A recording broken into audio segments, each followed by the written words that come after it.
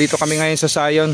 Silipin natin yung pwesto nila. Ito malinis, maluwag ang area. Ang higaan niya ay pwede pumasok? Opo, ang linya light nila sir. Dito, yan. Higaan 1, 2, 3, 4, 5, 6. May atik pa po siya. May aircon siya. Yan. Tapos may atik. Pwede higaan din doon. Opo, tingnan niyo pa sa taas. Tingnan natin. Ayan, may higaan. Sa halagang 8.8 ang 10 tao. Overnight kayo dito. May CR, malinis. May sariling yan o, aircon no. The best dyan.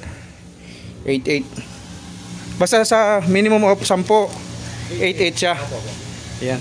Tapos pag Zion. lumampas po sa 10, additional na 500 po per head. Additional 500 per head. Lagpas ng 10 guys. Maluwag. Yan, si pare. Sa susunod na pagpunta natin dito sa Nasugbo. Kalayon, Nasugbo, Batangas. Yan, Zion. Hanapit lang ang Facebook page. Pwede doon ang parking dito, ano? Yan, may parkingan dito. Hindi na kailangan mo problema parking. Malawak. Bawat unit. God bless. Ingat po tayo lahat.